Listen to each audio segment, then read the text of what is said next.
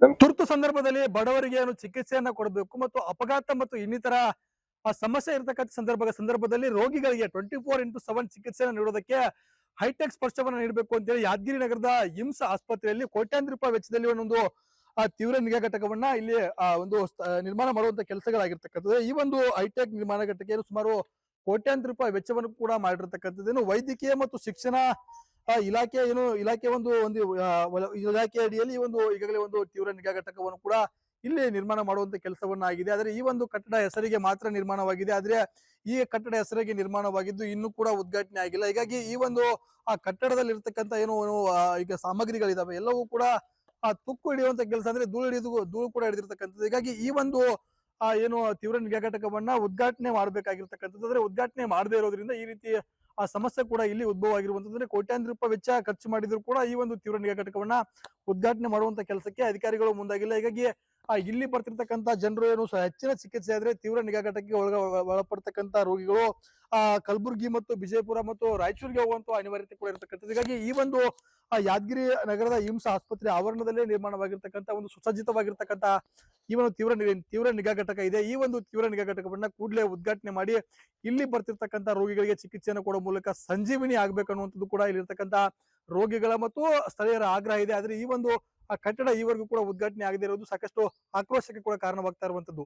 Nagaraj ಮುಗ್ಧಂ, republic Kannada, Yadgir.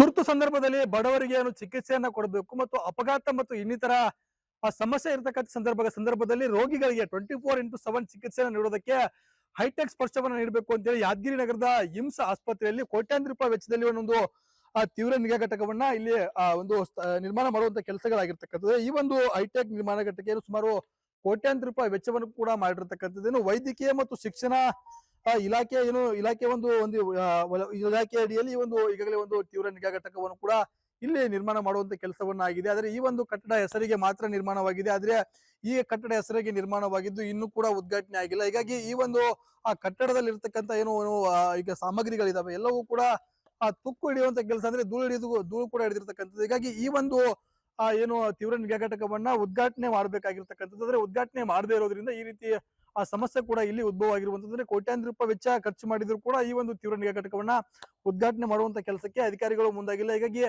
ಇಲ್ಲಿ ಬರ್ತಿರ್ತಕ್ಕಂಥ ಜನರು ಹೆಚ್ಚಿನ ಚಿಕಿತ್ಸೆ ಆದ್ರೆ ತೀವ್ರ ನಿಗಾ ಘಟಕಕ್ಕೆ ಒಳಪಡ್ತಕ್ಕಂಥ ರೋಗಿಗಳು ಕಲಬುರಗಿ ಮತ್ತು ವಿಜಯಪುರ ಮತ್ತು ರಾಯಚೂರಿಗೆ ಹೋಗುವಂತ ಅನಿವಾರ್ಯತೆ ಕೂಡ ಇರತಕ್ಕಂಥದ್ದು. ಹೀಗಾಗಿ ಈ ಒಂದು ಯಾದಗಿರಿ ನಗರದ ಇಮ್ಸ್ ಆಸ್ಪತ್ರೆ ಆವರಣದಲ್ಲೇ ನಿರ್ಮಾಣವಾಗಿರ್ತಕ್ಕಂಥ ಒಂದು ಸುಸಜ್ಜಿತವಾಗಿರ್ತಕ್ಕಂಥ ಈ ಒಂದು ತೀವ್ರ ನಿಗಾ ಘಟಕ ಇದೆ. ಈ ಒಂದು ತೀವ್ರ ನಿಗಾ ಘಟಕವನ್ನ ಕೂಡಲೇ ಉದ್ಘಾಟನೆ ಮಾಡಿ ಇಲ್ಲಿ ಬರ್ತಿರ್ತಕ್ಕಂಥ ರೋಗಿಗಳಿಗೆ ಚಿಕಿತ್ಸೆಯನ್ನು ಕೊಡುವ ಮೂಲಕ ಸಂಜೀವಿನಿ ಆಗ್ಬೇಕನ್ನುವಂಥದ್ದು ಕೂಡ ಇಲ್ಲಿರ್ತಕ್ಕಂಥ ರೋಗಿಗಳ ಮತ್ತು ಸ್ಥಳೀಯರ ಆಗ್ರಹ ಇದೆ. ಆದ್ರೆ ಈ ಒಂದು ಕಟ್ಟಡ ಈವರೆಗೂ ಕೂಡ ಉದ್ಘಾಟನೆ ಆಗದೆ ಇರೋದು ಸಾಕಷ್ಟು ಆಕ್ರೋಶಕ್ಕೆ ಕೂಡ ಕಾರಣವಾಗ್ತಾ ಇರುವಂತದ್ದು. ನಾಗರಾಜ್ ಮುಗ್ಧಂ, ರಿಪಬ್ಲಿಕ್ ಕನ್ನಡ, ಯಾದಗಿರಿ.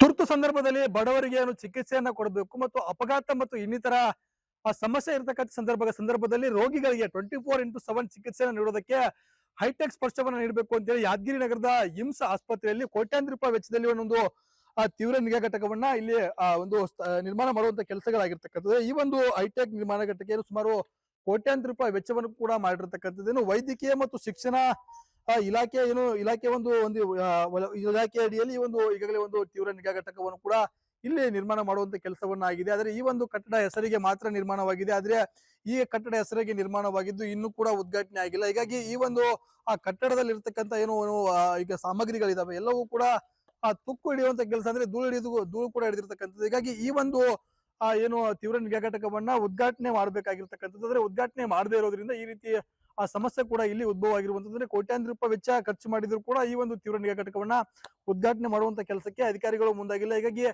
ಇಲ್ಲಿ ಬರ್ತಿರ್ತಕ್ಕಂಥ ಜನರು ಹೆಚ್ಚಿನ ಚಿಕಿತ್ಸೆ ಆದ್ರೆ ತೀವ್ರ ನಿಗಾ ಘಟಕಕ್ಕೆ ಒಳಪಡ್ತಕ್ಕಂಥ ರೋಗಿಗಳು ಕಲಬುರಗಿ ಮತ್ತು ವಿಜಯಪುರ ಮತ್ತು ರಾಯಚೂರಿಗೆ ಹೋಗುವಂತ ಅನಿವಾರ್ಯತೆ ಕೂಡ ಇರತಕ್ಕಂಥದ್ದು. ಹೀಗಾಗಿ ಈ ಒಂದು ಯಾದಗಿರಿ ನಗರದ ಇಮ್ಸ್ ಆಸ್ಪತ್ರೆ ಆವರಣದಲ್ಲೇ ನಿರ್ಮಾಣವಾಗಿರ್ತಕ್ಕಂಥ ಒಂದು ಸುಸಜ್ಜಿತವಾಗಿರ್ತಕ್ಕಂಥ ಈ ಒಂದು ತೀವ್ರ ನಿಗಾ ಘಟಕ ಇದೆ. ಈ ಒಂದು ತೀವ್ರ ನಿಗಾ ಘಟಕವನ್ನ ಕೂಡಲೇ ಉದ್ಘಾಟನೆ ಮಾಡಿ ಇಲ್ಲಿ ಬರ್ತಿರ್ತಕ್ಕಂಥ ರೋಗಿಗಳಿಗೆ ಚಿಕಿತ್ಸೆಯನ್ನು ಕೊಡುವ ಮೂಲಕ ಸಂಜೀವಿನಿ ಆಗ್ಬೇಕನ್ನುವಂಥದ್ದು ಕೂಡ ಇಲ್ಲಿರ್ತಕ್ಕಂಥ ರೋಗಿಗಳ ಮತ್ತು ಸ್ಥಳೀಯರ ಆಗ್ರಹ ಇದೆ. ಆದ್ರೆ ಈ ಒಂದು ಕಟ್ಟಡ ಈವರೆಗೂ ಕೂಡ ಉದ್ಘಾಟನೆ ಆಗದೆ ಇರೋದು ಸಾಕಷ್ಟು ಆಕ್ರೋಶಕ್ಕೆ ಕೂಡ ಕಾರಣವಾಗ್ತಾ ಇರುವಂತದ್ದು. ನಾಗರಾಜ್ ಮುಗ್ಧಂ, ರಿಪಬ್ಲಿಕ್ ಕನ್ನಡ, ಯಾದಗಿರಿ.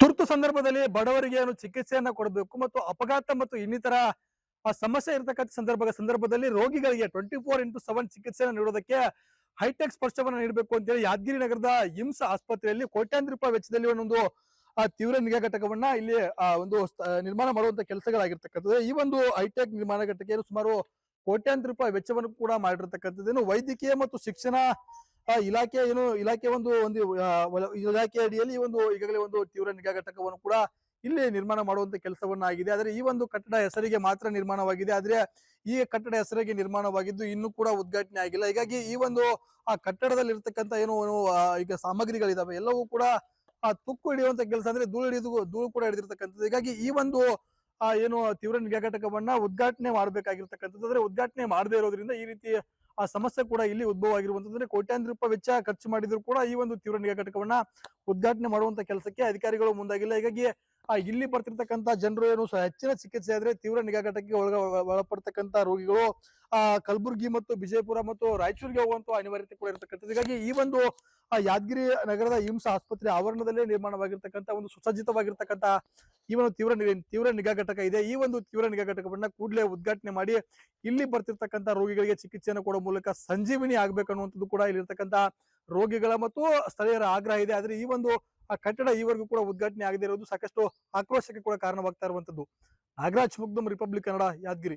ತುರ್ತು ಸಂದರ್ಭದಲ್ಲಿ ಬಡವರಿಗೆ ಚಿಕಿತ್ಸೆಯನ್ನ ಕೊಡಬೇಕು ಮತ್ತು ಅಪಘಾತ ಮತ್ತು ಇನ್ನಿತರ ಸಮಸ್ಯೆ ಇರತಕ್ಕಂಥ ಸಂದರ್ಭದಲ್ಲಿ ರೋಗಿಗಳಿಗೆ 24x7 ಚಿಕಿತ್ಸೆಯನ್ನು ನೀಡೋದಕ್ಕೆ ಹೈಟೆಕ್ ಸ್ಪರ್ಶವನ್ನ ನೀಡಬೇಕು ಅಂತೇಳಿ ಯಾದಗಿರಿ ನಗರದ ಇಮ್ಸ್ ಆಸ್ಪತ್ರೆಯಲ್ಲಿ ಕೋಟ್ಯಾಂತರ ರೂಪಾಯಿ ವೆಚ್ಚದಲ್ಲಿ ಒಂದು ತೀವ್ರ ನಿಗಾ ಘಟಕವನ್ನ ಇಲ್ಲಿ ನಿರ್ಮಾಣ ಮಾಡುವಂತ ಕೆಲಸಗಳಾಗಿರ್ತಕ್ಕಂಥದ್ದು. ಈ ಒಂದು ಹೈಟೆಕ್ ನಿರ್ಮಾಣ ಘಟಕ ಸುಮಾರು ಕೋಟ್ಯಾಂತರ ರೂಪಾಯಿ ವೆಚ್ಚವನ್ನು ಕೂಡ ಮಾಡಿರ್ತಕ್ಕಂಥದ್ದು. ವೈದ್ಯಕೀಯ ಮತ್ತು ಶಿಕ್ಷಣ ಇಲಾಖೆ ಒಂದು ಇಲಾಖೆ ಅಡಿಯಲ್ಲಿ ಈಗಾಗಲೇ ಒಂದು ತೀವ್ರ ನಿಗಾ ಘಟಕವನ್ನು ಕೂಡ ಇಲ್ಲಿ ನಿರ್ಮಾಣ ಮಾಡುವಂತ ಕೆಲಸವನ್ನ ಆಗಿದೆ. ಆದ್ರೆ ಈ ಒಂದು ಕಟ್ಟಡ ಹೆಸರಿಗೆ ಮಾತ್ರ ನಿರ್ಮಾಣವಾಗಿದೆ. ಆದ್ರೆ ಈ ಕಟ್ಟಡ ಹೆಸರಿಗೆ ನಿರ್ಮಾಣವಾಗಿದ್ದು ಇನ್ನೂ ಕೂಡ ಉದ್ಘಾಟನೆ ಆಗಿಲ್ಲ. ಹೀಗಾಗಿ ಈ ಒಂದು ಕಟ್ಟಡದಲ್ಲಿ ಇರ್ತಕ್ಕಂಥ ಈಗ ಸಾಮಗ್ರಿಗಳಿದಾವೆ ಎಲ್ಲವೂ ಕೂಡ ತುಕ್ಕು ಹಿಡಿಯುವಂತ ಕೆಲಸ, ಅಂದ್ರೆ ಧೂಳು ಕೂಡ ಹಿಡಿದಿರ್ತಕ್ಕಂಥದ್ದು. ಹೀಗಾಗಿ ಈ ಒಂದು ತೀವ್ರ ನಿಗಾ ಘಟಕವನ್ನ ಉದ್ಘಾಟನೆ ಮಾಡ್ಬೇಕಾಗಿರ್ತಕ್ಕಂಥದ್ದು. ಅಂದ್ರೆ ಉದ್ಘಾಟನೆ ಮಾಡದೇ ಇರೋದ್ರಿಂದ ಈ ರೀತಿ ಸಮಸ್ಯೆ ಕೂಡ ಇಲ್ಲಿ ಉದ್ಭವ ಆಗಿರುವಂತಂದ್ರೆ ಕೋಟ್ಯಾಂತರ ರೂಪಾಯಿ ವೆಚ್ಚ ಖರ್ಚು ಮಾಡಿದ್ರು ಕೂಡ ಈ ಒಂದು ತೀವ್ರ ನಿಗಾ ಘಟಕವನ್ನ ಉದ್ಘಾಟನೆ ಮಾಡುವಂತ ಕೆಲಸಕ್ಕೆ ಅಧಿಕಾರಿಗಳು ಮುಂದಾಗಿಲ್ಲ. ಹೀಗಾಗಿ